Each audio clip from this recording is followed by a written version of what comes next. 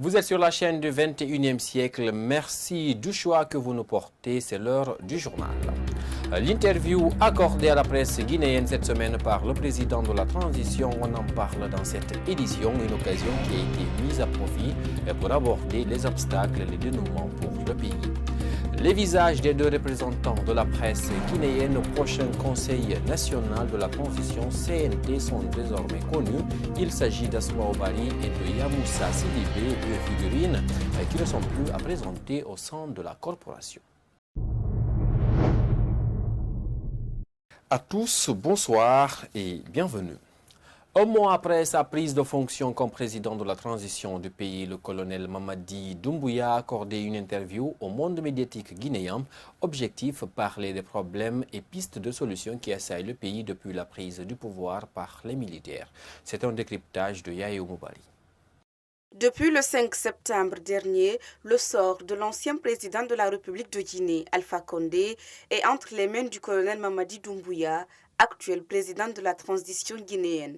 Nombreux sont les Guinéens qui s'interrogent sur ce que fera la justice dans ce dossier. Lors d'un entretien accordé à certains journalistes, le président de la transition a rassuré que la justice sera indépendante dans le traitement de ce dossier. Qui juge pour juger quelqu'un en Guinée? Il y a la justice qui est là pour ça. Et je pense que la justice, elle sera tout à fait transparente, la justice guinéenne. Il n'y aura pas un pouvoir exécutif derrière la justice. Et je ne peux pas être la boussole. C'est la justice qui doit l'être. Donc je pense que le sort de nous tous est dans la main de la justice guinéenne. L'autre thème abordé dans cette interview est la non-acceptation de la venue d'un émissaire de la CEDEAO pendant la période transitoire. Le colonel Mamadi Doumbouya réitère que la Guinée n'est pas en crise et explique ce qui a motivé sa décision. Il n'y a pas de crise en Guinée. Les Guinéens se comprennent. Les Guinéens vont se comprendre, pardon. Et les Guinéens pourront vraiment régler ces problèmes politiques qu'il y a dans notre pays, qui gangrènent notre pays depuis longtemps.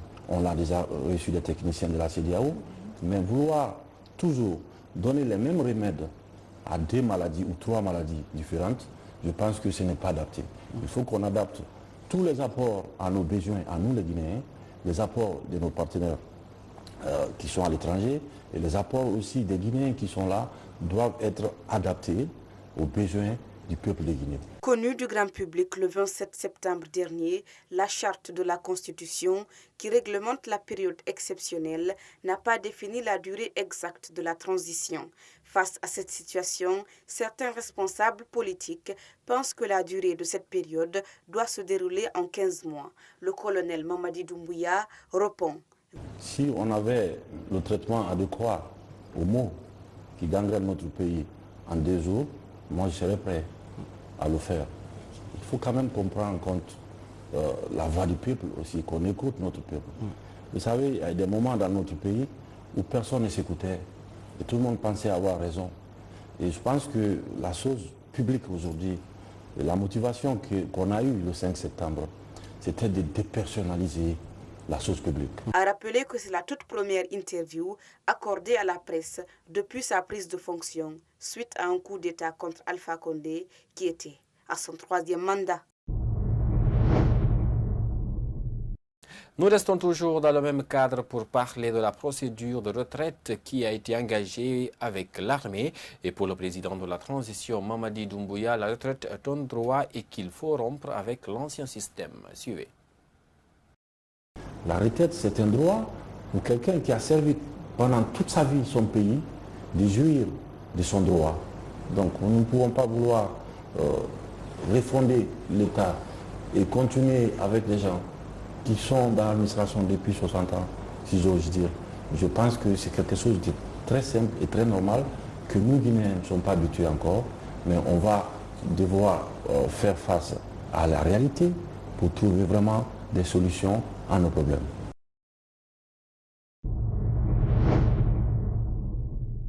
Également dans l'actualité nationale, je vous le disais au sommaire, les deux représentants de la presse au CNT sont désormais connus. Il s'agit de Asmaou Bari et de Yamoussa Sidibé. Ils ont été élus à travers un vote qui a eu lieu ce lundi à la Maison des journalistes en présence d'un huissier de justice. Le syndicat professionnel de la presse de Guinée, SPPG, a boudé cette rencontre. Ibrahima Diallo y était suivi. Après des tracassions, la presse a tenu son élection ce lundi 15 novembre pour élire ses représentants au sein du Conseil national de la transition. Tour à tour, les 6 candidats ont exposé leur projet en 2 minutes. Au terme du vote, Asmaou Bari et Yamoussa Sidibé seront les représentants de la presse au CNT. Que le journaliste de Guinée soit présent dans cet objectif de refondation de l'État guinéen, que le journaliste guinéen soit là pour travailler à assouvir les attentes de la population guinéenne. Parce qu'au CNT, une fois conseiller au CNT, je ne serai plus que journaliste, je serai conseiller de la nation. Et dans ce sens, je m'appliquerai à apporter quelque chose à la nation guinéenne. Désigné par la couche féminine, Asmaou Bari compte relever le défi pour mériter cette confiance. J'espère pouvoir relever le défi, mériter la confiance qui a été accordée à moi en ce jour, à me désigner représentante de la presse au sein du CNT. Je le disais dans la salle, je ne capitalise que 11 ans d'expérience dans le métier de journalisme et de communication, mais ces 11 ans sont suffisants pour que je puisse mesurer tout l'enjeu, tout le défi qui se pose aujourd'hui à la presse guinéenne, tous les problèmes qui assaillent la presse. Et puisque avec cette transition, il a été dit qu'il s'agit de refonder l'État, la presse ne devrait pas être en marge. La presse aussi, il doit y avoir des réformes. Abdoulaye Baldé, candidat malheureux au 2e tour, invite aux élus d'être à l'écoute de la grande famille de la presse. Nous leur souhaitons bonne chance, c'est d'être à l'écoute de la grande famille de la presse et les engagements pris pour rendre cette presse beaucoup plus responsable et respectée et comme étant un véritable acteur dans l'établissement de l'état de droit et que ces valeurs-là soient défendues par nos 2 représentants au CNT. À noter que le syndicat professionnel de la presse de Guinée, SPPG, a brillé par son absence pour cette élection. Le tout nouveau président de l'association Sanakuya de Guinée a officiellement pris fonction ce dimanche.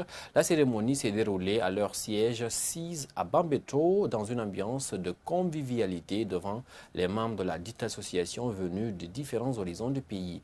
Lors de cette passation de service, le président sortant a magnifié son bilan avant d'exhorter le nouveau président à élargir son champ de travail. Bintou Souma nous commente ces images de Alfouma Diallo.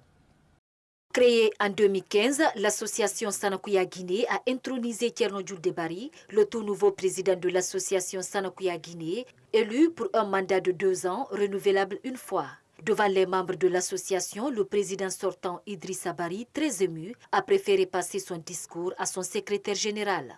Dans cette allocution, l'équipe sortante a magnifié son bilan de gestion avant d'exhorter au nouveau bureau entrant à préserver les acquis pour le bien de tous les membres. Au cours de notre mandat, nous avons réalisé assez d'actions visant à répondre aux exigences de notre plan d'action. Domaine du développement individuel, nous avons organisé des formations pour nos membres sur les modules de base, sur les principes de Sanakuya. Nous avons coordonné des créations de bureaux préfectoraux à Dalaba, Pita et Mamou. Domaine culturel et sportif, nous avons organisé 2 matchs de gala et 3 nuits culturelles.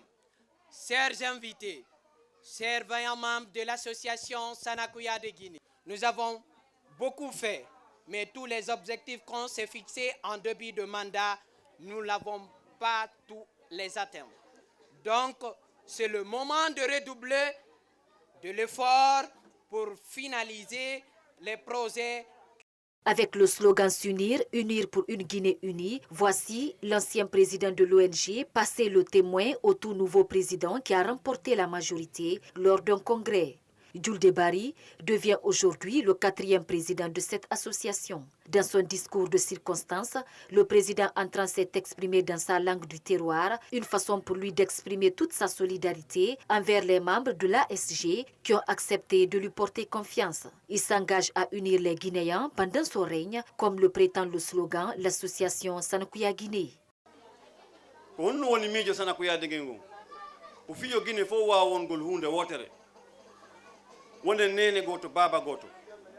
L'objectif de Sanakuya est que tous les Guinéens soient unis, car à l'allure où vont les choses dans notre pays, si on n'introduit pas le cousinage à plaisanterie, c'est pas bien.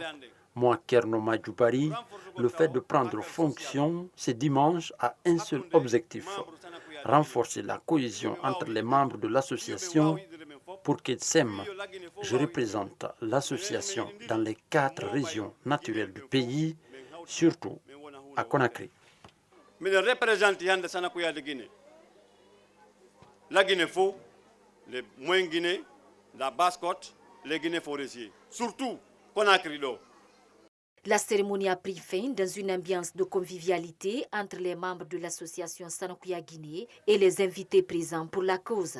Il faut rappeler selon les informations qu'aucun président élu n'est parvenu à renouveler son mandat de 2 ans depuis la création de l'association en 2015. Le vendredi 13 novembre 2021, la conférence sur la COP26 a pris fin à Glasgow, en Grande-Bretagne. Ce lundi, nos reporters Kaidetou Bari et Ibrahim Kelly Silla ont rencontré un environnementaliste qui estime que cette grande rencontre n'a pas répondu aux attentes espérées. Suivez.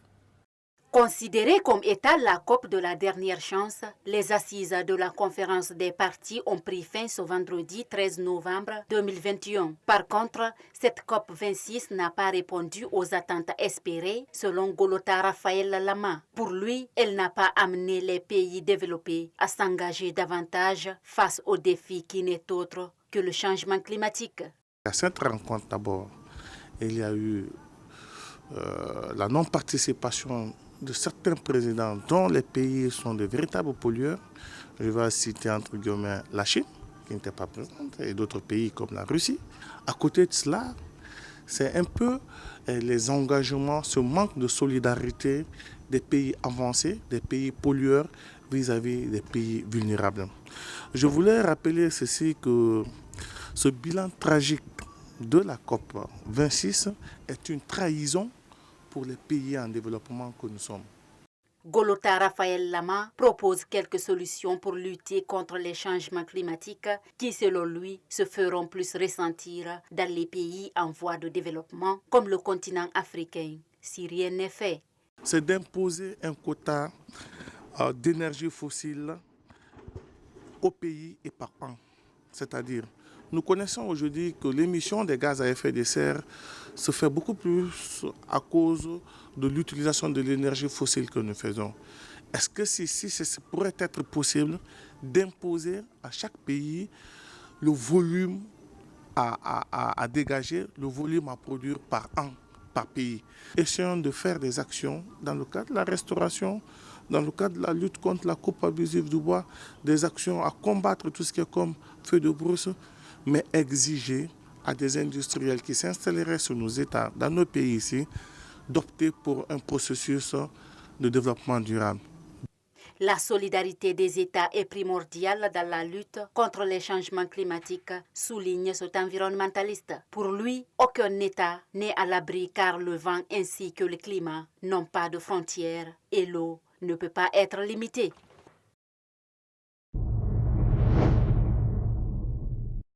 C'est à travers un point de presse animé ce lundi que la société numérique StarTimes a annoncé l'arrivée de nouvelles chaînes de télévision dans son bouquet. Devant les hommes de médias, le responsable technique et celle du marketing de l'entreprise ont à tour de rôle invité leurs clients à se réabonner avec ces nouvelles formules afin de profiter de la promo Noël qui s'étend du 15 novembre 2021 au 15 janvier. C'est un compte rendu d'Alfomar Diallo. C'est une annonce qui va réjouir les fidèles abonnés du bouquet StarTimes. À partir de ce 15 novembre, Une nouvelle formule d'abonnement pour profiter le Noël avec la famille est enfin disponible. Soucieux de l'intérêt que les abonnés accordent à la société à travers le numérique, la directrice marketing de StarTimes annonce les couleurs de Noël.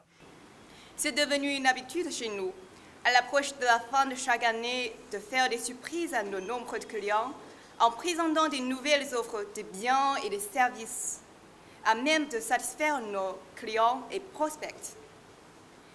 Cette année encore n'est pas en reste. StarTimes lance une nouvelle promo allant du 15 novembre 2021 au 15 janvier 2022 avec une nouvelle formule de réabonnement plus efficace et attrayante. Cette promo Noël permet de toucher un grand nombre d'utilisateurs et améliorer la notoriété, la marque de la société StarTimes. En dépit de ces nouvelles séries prêtes pour la diffusion durant cette période de Noël, les abonnés pourront bénéficier d'autres avantages, notamment la baisse du prix du décodeur. Pour le grand plaisir de nos clients, les abonnés du Bouquet Smart basique peuvent recharger 30 000 guinéens francs de plus et bénéficier un mois du Bouquet 140 000 guinéens francs. Pour les abonnés du Bouquet Super classique, en rechargeant 140 000 guinéens francs, vous bénéficiez un mois du Bouquet 140 000 guinéens francs, plus un incroyable cadeau, écouteurs, bracelets de sport, casque Bluetooth. Et les familles qui ne sont pas encore équipées des bouquets StarTimes pourront se réjouir de la baisse du kit écouteurs acheté complet, qui passe à 40 000 guinéens francs afin de permettre à chacun d'avoir un kit complet StarTimes. De nos jours, StarTimes regorge au maximum 480 chaînes, toutes catégories confondues sur son bouquet, et elle est aussi implantée dans 30 pays à travers le continent africain. Une statistique qui vient renforcer sa mission, qui est de servir les abonnés à travers des images de qualité. En juillet 2020, StarTimes était implanté dans 30 pays et comptait 13 millions d'abonnés à ses services de télévision payants et plus de 20 millions d'utilisateurs de son application mobile StarTimes On. Sa mission est de permettre à toutes les familles africaines d'avoir accès et de s'abonner à la télévision numérique, de bien regarder et de partager la beauté de la télévision numérique. Vous servir est un privilège chez StarTimes.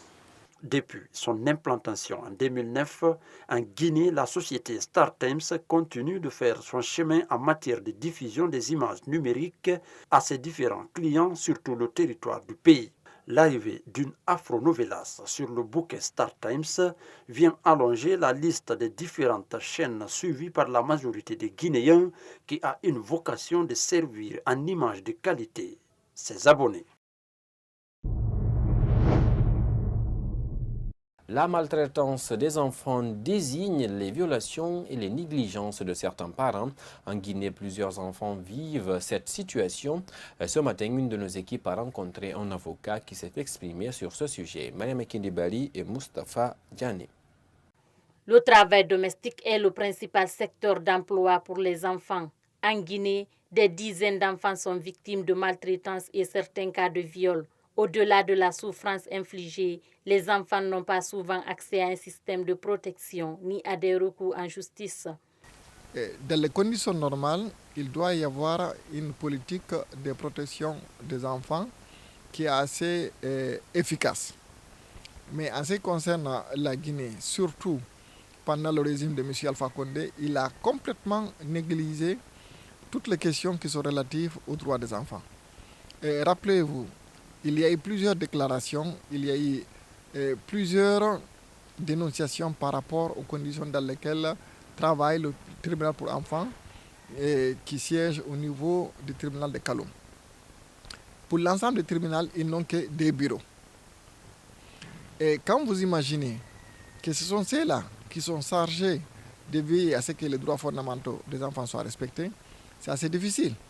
Ils n'ont même pas une salle d'audience. Il y a certains dossiers qui arrivent qui peuvent en fait traîner pendant plusieurs mois, voire des années. Il est possible de lutter contre la maltraitance des enfants, d'où M. Tcherno Suleiman appelle à l'application de la loi. Et à ce niveau, il faudrait qu'il y ait une volonté politique d'avoir vraiment une répression stricte. Aussi longtemps qu'il n'y a pas de sanctions, il est assez difficile d'espérer qu'il y aura l'abandon de cette pratique qui nuit des millions et des millions de jeunes filles pour toute leur vie. Dans beaucoup de tribunaux, il y a des condamnations à sursis avec des amendes, mais quelques temps après, les mêmes personnes recommencent à nouveau puisque les sanctions ne sont pas dissuasives. La maltraitance des enfants désigne les violences et la négligence envers toute personne de moins de 18 ans. À savoir, plusieurs enfants sont victimes de maltraitance, de violences et de mutilations génitales féminines fondées sur le genre qui entraînent des pertes en vies humaines. Voilà, aimables téléspectateurs de cette chaîne, ainsi prend fin cette édition d'information que j'ai eu le plaisir de vous présenter et passez une excellente suite de programmes où que vous soyez à travers le monde. Au revoir.